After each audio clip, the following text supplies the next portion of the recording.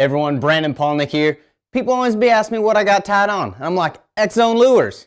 And they're like, Brandon, why you got X-Zone lures tied on? And I'm like, let me show you why. The bite. Get out of there. Get out of there. Oh, yeah. Oh, it's freaking big. Get in here. Oh, God. Giant. Oh, my gosh. Oh, my gosh. I think you get the point.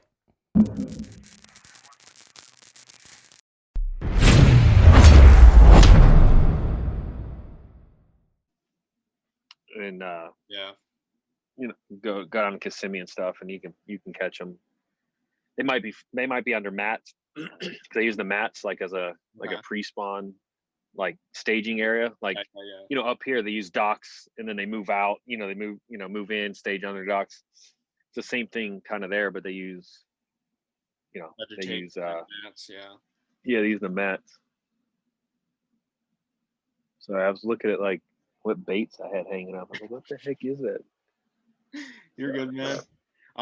So I'm actually just gonna start recording and just start rolling while we're talking and whatnot. And I'll do the introduction, a little bit in a few minutes in after we're done chit chatting here about Florida fishing. But I was on the last podcast I had with Bill McDonald. He was telling me, like heavy weights when you're down there, so you can punch through the mats. And and we were talking about how up here, like, generally for me, I start off heavy and then I go lighter. And he's like, well, down there, sometimes you have to start off in the middle and then go heavier as the day goes on or whatnot.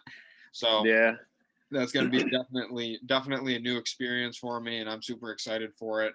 But, and then I've also been hearing, like a lipless sometimes can be the deal. Oh, man. On there, like a nice chatterbait.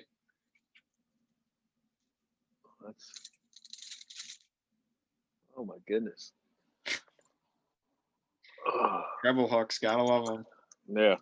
Like, where's my camera at on here? Over here. Yeah. So that's just a chrome black, but dude, that's a 2-tap. So I use a lot of 2-taps. But let me see. Where the heck's all my stuff? So I think it's safe to say that I like throwing liplesses. Yeah, that's awesome. Like, there's a ton in there. They work. My box is about like 1/3 that size, but yeah, dude. I mean, if you look though, like I'll try to get it over here. I don't know if my hand's in the way, I guess. But if you look, like a lot of them are black and gold or chrome and blue. Okay. These other ones are more like the crawdad ones are more for northern places and stuff like that. That's really the only experience I have with like the lipless is just the craw patterns. Just in the springtime especially, that's kind of my only experience with them. But I'm gonna definitely pick up a few. Like I've heard, the chrome black back or blue back for down south and whatnot. Yeah, that's like I think it's a Spro. Yeah, a Roku shad. Yeah, yep. This color is good. I got so many different colors. But basically, this is just my lipless. There you go. Yeah, that's just my lip. I was like, wait a minute. This is my regular lipless. Okay. And then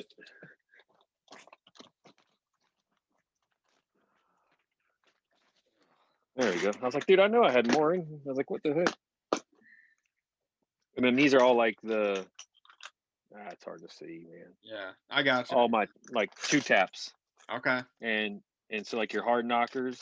Yep.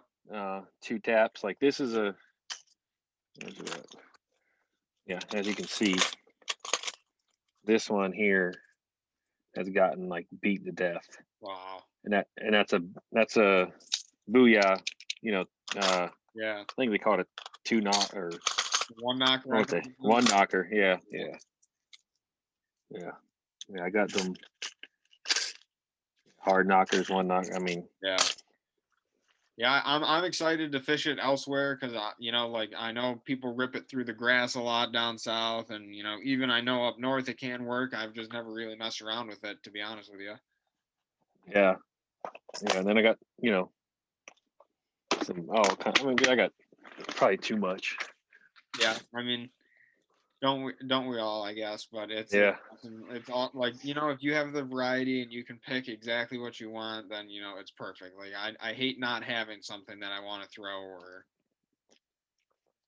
Oh yeah, 100%, man. That's like the biggest thing about, going from taking stuff out of your boat and being like a co-angler, Yeah. because it's like you never feel prepared. So what I do is like I'll take one of my boxes that's empty, you know, and then I'll just fill it with a bunch of, a little bit of everything. So I have like lipless, deep diving crankbaits, jerk baits, whatever stuff like that.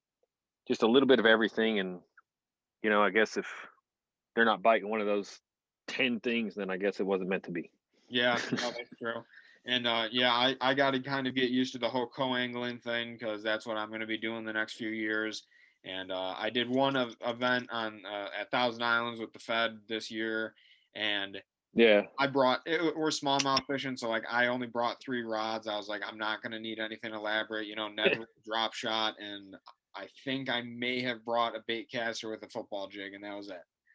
And so Yeah. like there's not much that I Yeah, need it's to bring. simple. But once I get to a largemouth event for the first time as a co-angler, that's where I'm going to struggle because when I'm largemouth fishing, I have 20 rods on the deck, and I need to obviously hone in on those like 4 that I can really use for everything.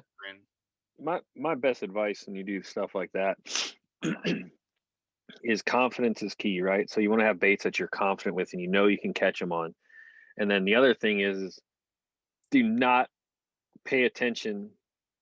You want to pay attention to what the boater's doing, but don't wrap yourself too much into it, right? You want to fish like your own tournament. You're covering your own water, you're getting your own bites, all that stuff. You just want to do your own thing. Now, granted, if he's throwing something and he's just whacking them left and right and you're barely catching them, obviously make the change. But, some of my best tournaments I've ever had as a co-angler was I knew what I wanted to throw and I knew it was working for me and I threw it and, so. But anyway. Real quick, I'm just going to do the intro and then we'll start rolling into some of the questions and just kind of chit chat and whatnot. But everyone, welcome to episode number 25 of the JD Outdoors podcast. Follow me on Instagram at JD_outdoors 1773. My guest today will be my friend Mike Schnupp. You can follow him on social media. I believe it's all your social medias are just at Mike Schnupp or it's at Mike Schnupp Fishing. Yeah, Mike Schnupp or Schnupp out there. Yeah, just you'll find him. Just look up my name. I mean, it's not like my name's very common. Yeah, exactly. You'll find him. But today, originally, we were going to be talking about hunting, but we're kind of just going to just talk about whatever comes up here. And just as you guys heard in the beginning there, we were talking about fishing in Florida a little bit and, fishing as a co-angler in tournaments. So it's he told me earlier when we were trying to kind of figure out what we were going to talk about, he was like, once you get me talking about hunting or fishing, it's going to be game over. So, and we got carried away a little bit in the beginning, as you guys heard. So that's what we're just going to do this episode. No real format, just kind of talk and see where it goes. Yeah. So excited to be on the show. Yeah, appreciate it. Thank you for coming on. I appreciate it. So I guess I will start off with one of my usual questions just because it kind of gets the ball rolling for people to introduce you and whatnot. So can you give us a little background on your fishing and hunting career and how when you started and all that? All right. So let's start with fishing, I guess, right? So I kind of grew up fishing, my whole life. But just like fishing, like whatever bit the hook, worm, you throw some night crawlers out there and just catch whatever bit, and then probably, I don't know, maybe 10, what year, 2001, 2000, that's maybe like, probably like 12, 13 years ago, maybe. I met one of my buddies, we were into cars and stuff, and you do what you always do and you become Facebook friends, and then and then he was posting like, fishing pictures. I was like, dude, I gotta go fishing with this guy. And so the first bass I ever caught that I truly tried to catch, bass fishing, was I was throwing a 2-piece spinning rod. It's a little white crankbait, and it's it slammed the mess out of that crankbait, and at that point on, I was hooked, no pun intended, and so I've been doing that for a while. I started tournament fishing in 2000, man, maybe 2011, 2010, 2010 or 2011. Then it's just like local club stuff and whatnot, and I was fortunate to win Rookie of the Year for that club, which was really cool. It was like 2011, 2012. And then I got stationed in Georgia, started fishing BFLs, fished the Savannah River Division. Was fortunate enough to win a BFL there. And then we moved to Florida and, fished a bunch of tournaments there. I fished the FLW Tour in 2016. Yeah, I fished every event as a co-angler in 2016. And then in 2017 and 18, I fished Harris Chain because it was basically my backyard. Yeah. Had, some solid finishes there, fished the Open as a co-angler on Harris and had a chance to win. I finished fifth. So that was kind of cool. Mm-hmm, for sure. So, just I guess that's kind of like my fishing, if you want to say my start and how everything's gone. I fished all kinds of tournaments and stuff. I fished Fisherman Trail, Fishers of Men Trail with my son, which is really cool. So we got to do that in Florida, and we literally missed Angler of the Year by like 1 point. It was devastating, and it goes back to what we were talking about in the beginning. Is I fish Harris Chain all the time. Like I'm not saying I know it in and out, but I know it well enough. Yeah. And somebody I know was like, "Oh man, you got to try this area right now. They're people are catching them there," and I was just like, "All right," It's like, "Well, how are they fishing it?" And whatever. And he was telling me. I went there and I didn't really have much luck, and I was just trying to fish, areas that he was saying to fish instead of fishing what I know, because I don't know, that doc talk stuff gets in your head sometimes, and yeah, but we lost by 1 point, but we had a great year. I mean, my son thinks that every time you fish, you get a check now, which is not always the case. Yeah. But he enjoyed it, and I enjoyed it, of course. Hunting. So hunting ever since I can remember, watching TV. My parents were separated, divorced when I was young, so I'd go to my dad's house like on the weekend, whatever, and I'd be watching, Bill Dance and and like Real Tree and Outdoors and all this stuff and all these hunting shows. And my dad was just never an out like a hunter, like he wasn't, that just wasn't his thing. And it's something I always wanted to do, my whole life. And this past year, 2020, was the first real time I got to. Well, I hunted a few times in Georgia, Okay. probably about 6 or 7 times with no luck. Some people were just kind of teaching me how to hunt and stuff, and then we got here and was fortunate to meet some good people and stuff, and was able to hunt here. My son and I went to Arkansas in October. The end of October, went to Mark Rose's house, and we're there for a couple of days. And my son got his first buck, and then a couple weeks later, I was in Texas. I got a trip from a nonprofit organization called Hookset Brothers. Okay. And I was with them and Cody Cannon, the lead singer of Whiskey Myers. Okay. So I got to fish there. They had a pond. I got to hunt, and that's where I actually shot my first buck ever. Which it was obviously, I'm going to be spoiled now and think everything else is smaller, because that was definitely a once in a lifetime deer. For sure. And it's like, that was November, so we're only like 2 months past since then. Mm-hmm. And it's killing me because I still have to wait like 6 months, 7 months before my deer is done. Oh yeah. And I get to see it again, and it's just like, oh my gosh. It takes a long time, but it's very satisfying when you get it back. It's just, oh yeah, I can't wait. But yeah, I mean, so basically, I guess my first deer I did kill was a doe, and that was with my bow.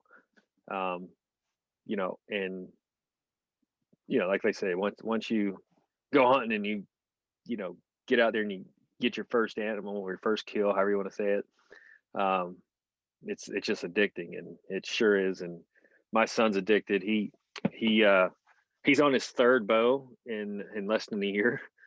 Uh, he got a bear archery compound bow that they're not like a small like kids version, and it's just kind of teaches them how to shoot. And he grew out of that really really fast.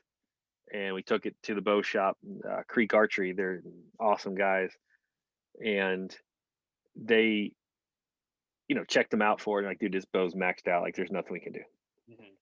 So I'm like, all right, great. So we get him a PSC mini burner, and they max out at like 40 pounds. I'm like, dude, it'll be good for like 2-3 years. Yeah.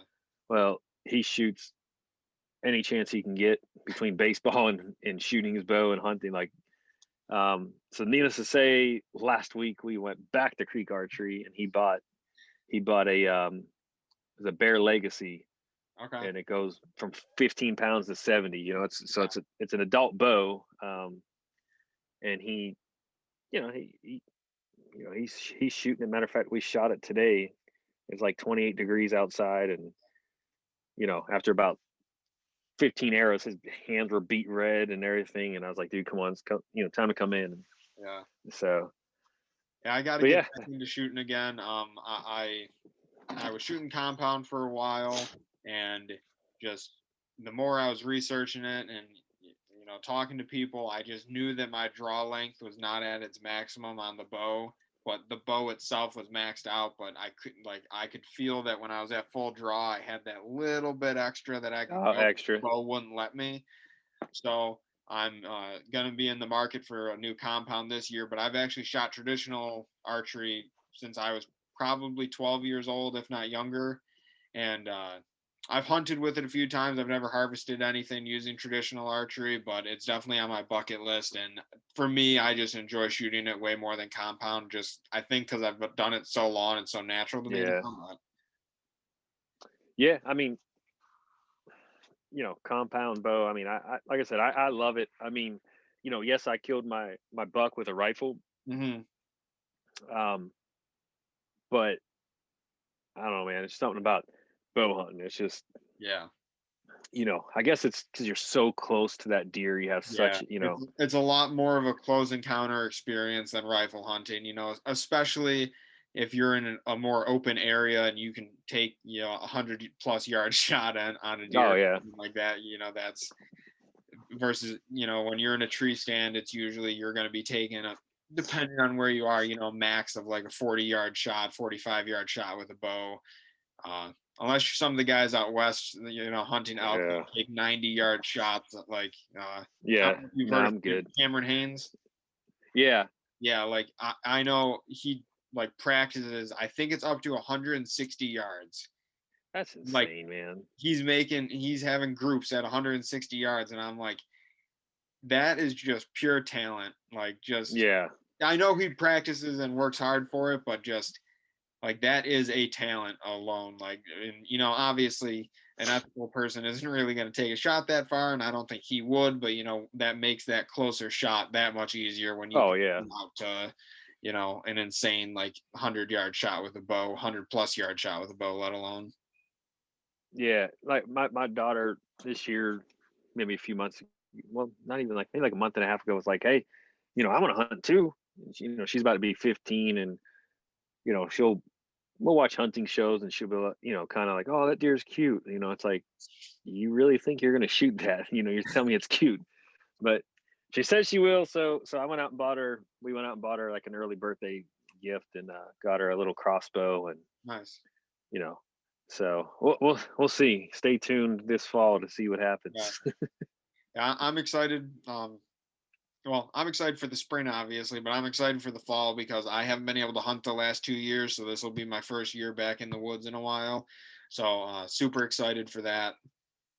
And I haven't had it harvested a deer, and it's been a long time now. So I'm getting itchy, and I want to go back out there and I had 3 years ago, we had quite a bit of activity, but just nothing.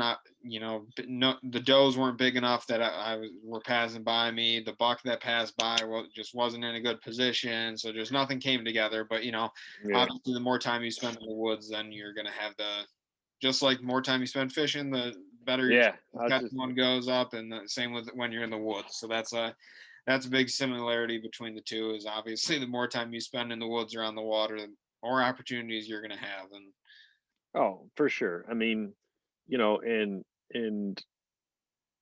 it's just like you said, being on the water, there's days where you're gonna go out there and catch maybe one, two fish, or maybe none, yeah, and you're just like, dang, it's just a tough day, and you didn't make the right adjustments when you needed to, and you learn from it. And that's one thing I always did, and I still do is, you know, when I fish a tournament, whether I good, bad, indifferent, whatever, I make notes like, okay, on 23rd April, we fished this lake at this time, water temps were this, I was throwing this, we were covering this depth of water, just different things. So I have notes so I can reference back. yeah. Because, I'm when you start fishing a ton. I'm pulling it up in my phone. I actually have a whole in my notes app. I have a whole thing for where is it? Yeah, my fishing journal. Right now I'm at 110 entries, and that's probably over Yeah. the last year or something like that when I started it. And I'll put the date, Lake Anna, whether I was fun fishing, tournament fishing, what have you. I put the air temp, the water temp, the wind, the barometric pressure, conditions, depth fished, time graphing, all that stuff I write down. And then I'll make some, how many bass we caught, what the weather pattern was, whether it's fall, spawn, pre-spawn, what have you, water clarity, and all that good stuff. And I have found, even in the short amount of time I've been doing it, probably like a year and a half, 2 years now, that writing it down makes you remember it that much more, I think. So like when you come into Oh, contact with that 100%. situation again, like you're like, oh yeah, I kind of remember writing that down, and do this, that, and it pays off a lot of times. Yeah. Like, well, so much has changed in the, fishing world as far as electronics and stuff goes too. Like, I was trying to find, like, it's up behind there, you can maybe kind of see it. There's maps, a bunch of old maps, and they're all hanging, and you could circle stuff and make notes. But now, like you said, you got your phones, you got all this stuff, and it's key. I mean, the thing about bass fishing is you know you hear about the big fish that were caught, right? Hmm. But you hear more about the ones that got away, Yeah. right? Or the what could have beens or whatever.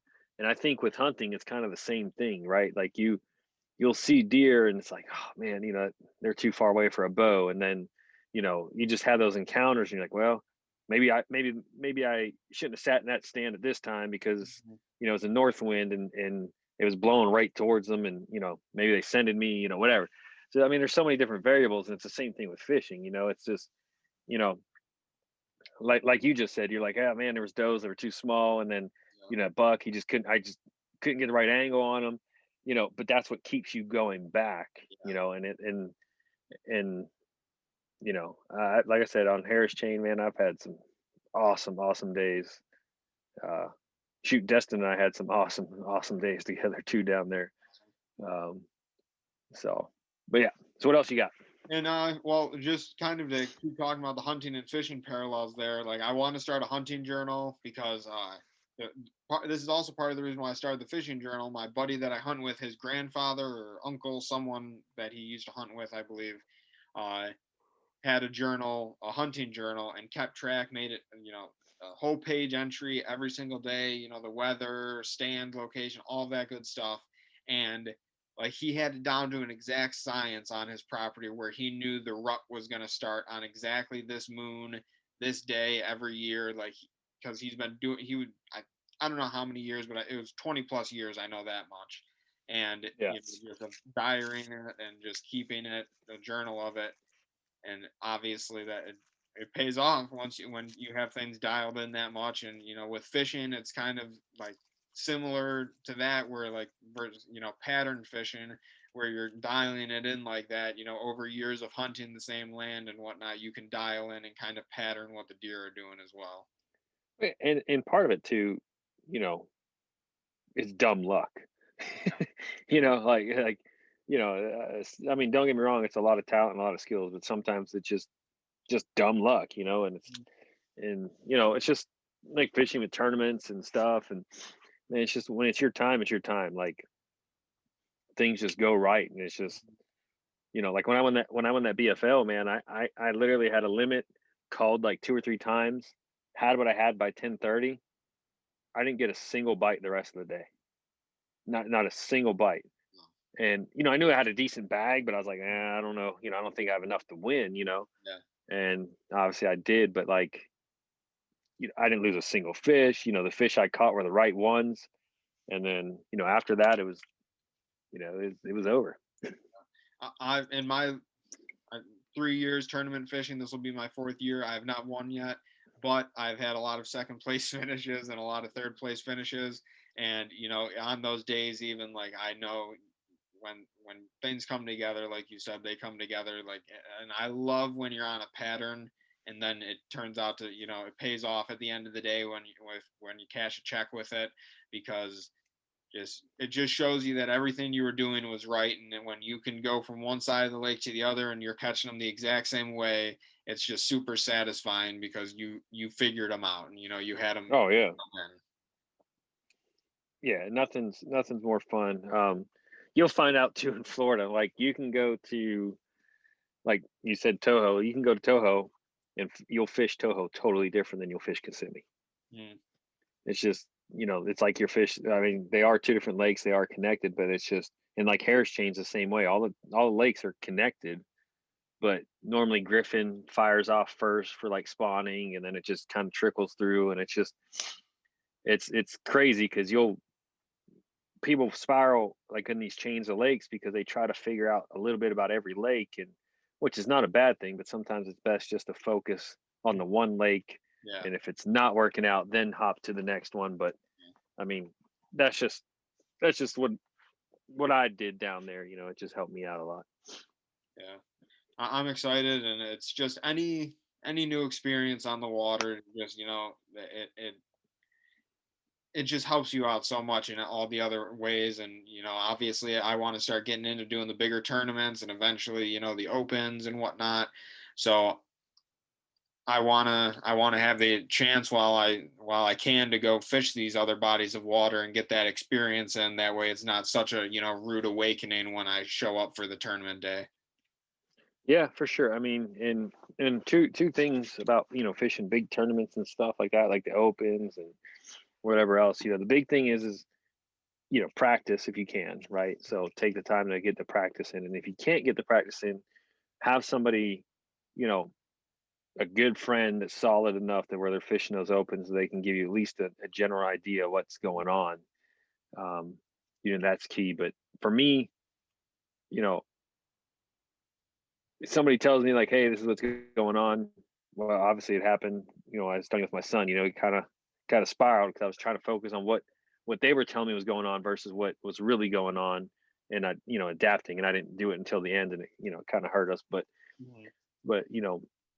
I mean, there's tournaments, heck, like that Bass Open.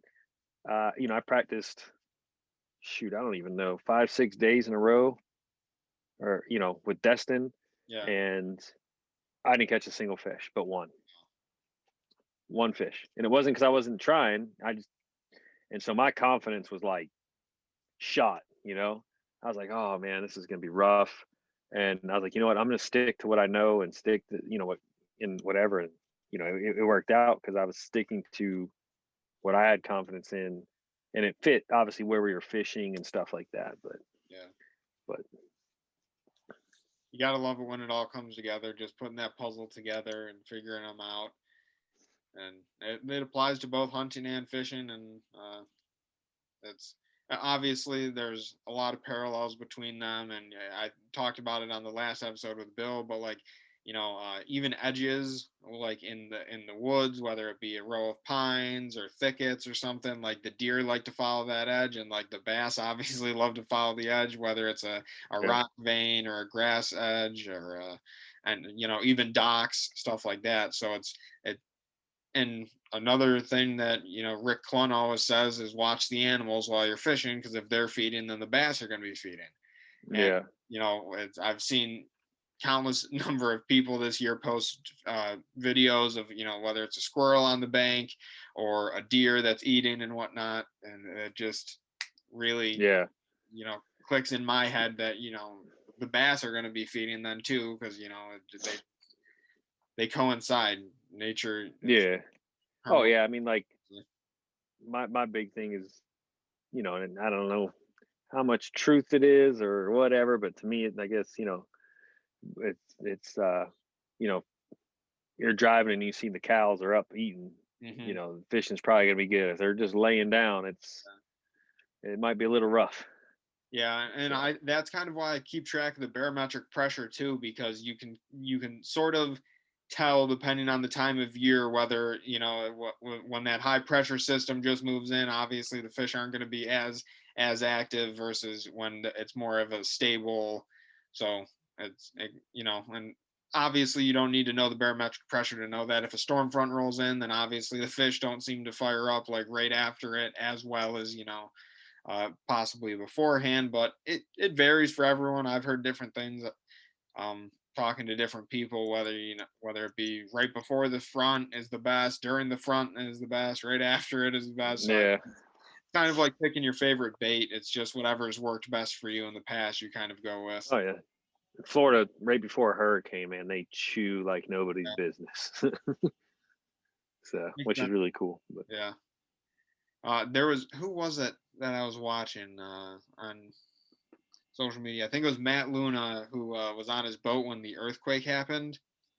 oh wow. I don't know if you saw that, but it was a pretty No. insane video. So like he's just sitting in some steady water, just fishing, and then all of a sudden like the earthquake happens and his boat is just like rushing backwards, and like Oh wow. I commented on it because like he almost lost like 6 rods because they got caught up in the reeds and whatnot on the Oh wow. where he was fishing, but he got them all. And that would be an insane experience to have, just like being in a boat during an earthquake. I can't even imagine. Oh yeah. Just something. For But sure. there's an endless number of weird things that happen while you're fishing that you don't think you'd ever see or do, whether that be fishing on the Niagara River and catching a tire or Yeah.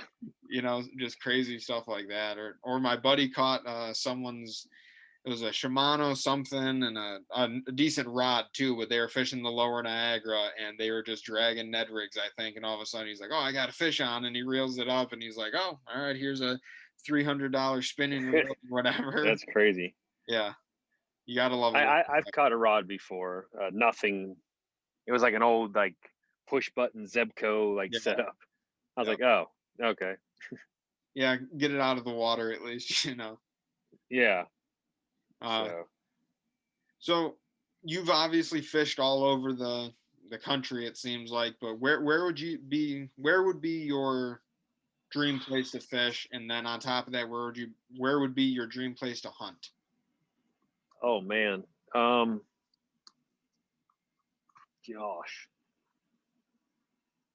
You know, I fished Kentucky Lake. I fished some other, you know, like Midwest stuff. I don't know, man. Like, I'd say I have to be torn on that one.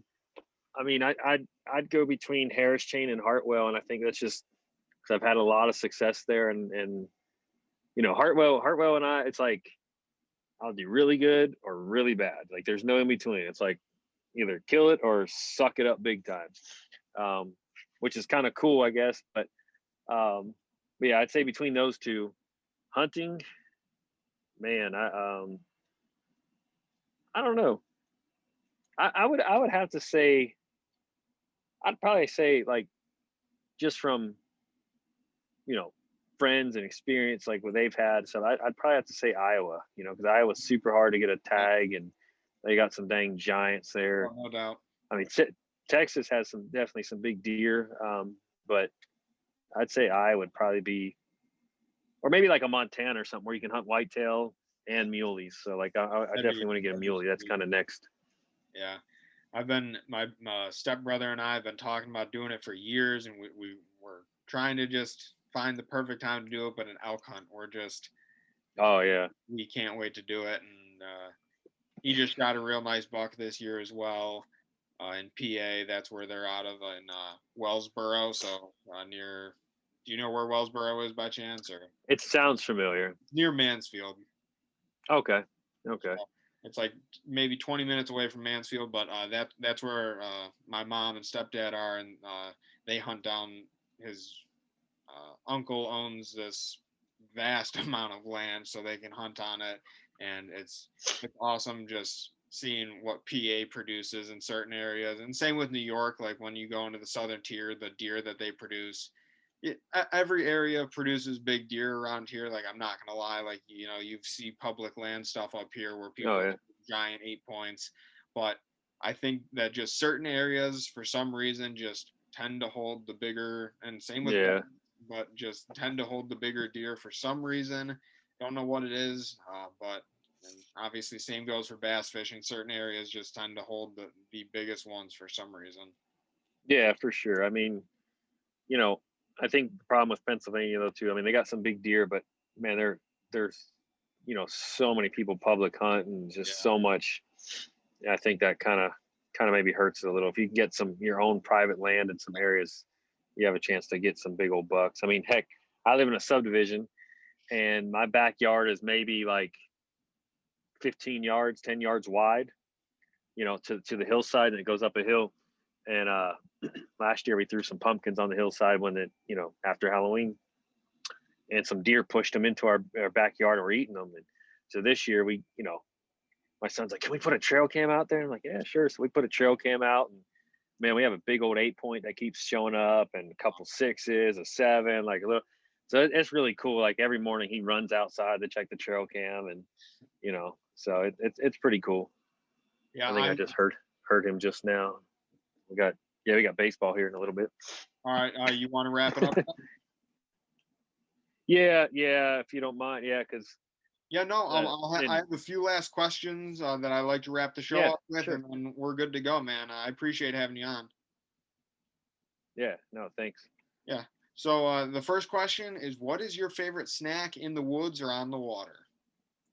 Ooh, so I rarely eat on the water. I just, to me, it's not a waste of time, but like I just constantly trying to do stuff, figure stuff out. But my go-to is the go-go squeeze, a little applesauce go-go squeeze. Okay, all right.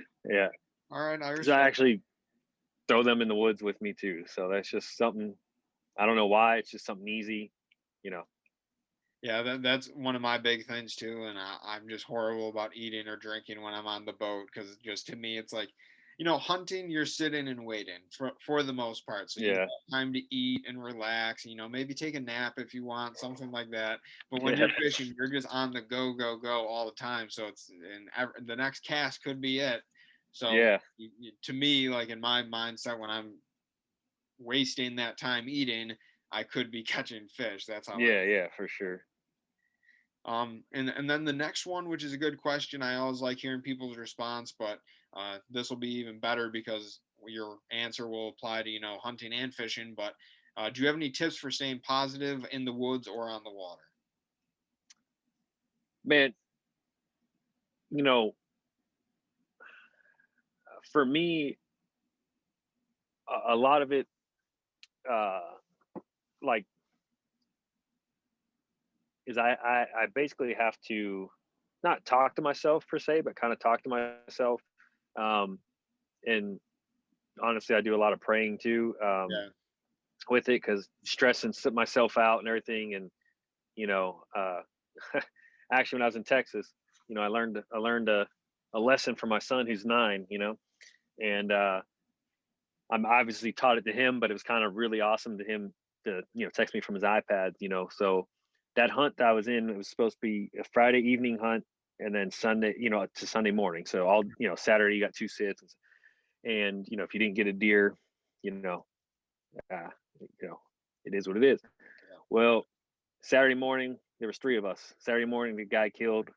Sunday morning the other guy killed, and I seen 1 deer in like 4 sits. Yeah. So my son, texted me. He's like, hey, did you get anything? I was like, no. And they decided to let me hunt that evening, Sunday evening. And I was flying out Monday. And, I was in that stand since 1 o'clock. So I literally had went back to the camp, ate real quick and went right back to the stand and just sat. And it started pouring and I'm like, oh my gosh, and the wind's blowing. And well, long story short, my son's like, did you get anything? Did you get anything? I'm like, no. He's like, you see anything? No, dude. Like, no. And I'm getting frustrated because I'm like, man, this doesn't happen. And then, he texted me, he said, well, daddy, if God lets it be, it's going to be. Yeah. And I was just like, like, dude, this kid's 9 years old. Like, come on, man. And yeah, man. And I just, that kind of made me realize like, hey, look, and that's the same thing with fishing, everything. And there's only so much you can control. Yeah. Right. And as soon as you realize that and, calm yourself, like, you lose a fish, you can sit there and beat yourself to death 100 times on how you lost it, why you lost it, this, that, the other. And it's good to think about those things because maybe the hooks, were bad, something like that. But the sooner you can, let go of it and learn from it, the sooner, the better off you are and the better off, your mind is from spiraling out of control. Yeah. Because we've all been there fishing tournaments and nothing's going your way and it sucks. But what do? You tend to focus on the negatives, like, well, this could go wrong and this could go wrong. What else could go wrong? No, like, hey, that's behind me. Let's move forward, And, fishing, obviously you have to be mentally tough. Some of the best anglers are mentally tough. They know when to adjust and when to, grind it out and, how not to spiral. Yeah. So Exactly. yeah, I guess that's my input. Yeah, thank you. I appreciate it. And I just want to say thank you again for being on the show today. I learned a lot in that short little time that we had, but, especially when it comes to Florida fishing, you opened up my eyes a bit to a few things that I'm going to have to try. I hope the listeners enjoyed and they learned a few things as well. Is there anyone that you'd like to shout out? Yeah, not really. Thanks for having me on the show. I mean, obviously I got a bunch of Bass Mafia stuff. I'm wearing a Bass Mafia hat, so awesome guys over there.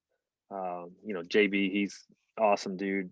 Just and that's my thing is, I like to surround myself with just, good people and just try to support friends more or less than trying to, obtain different sponsorships and stuff like that and whatnot. So awesome. All right. Well, thank you again.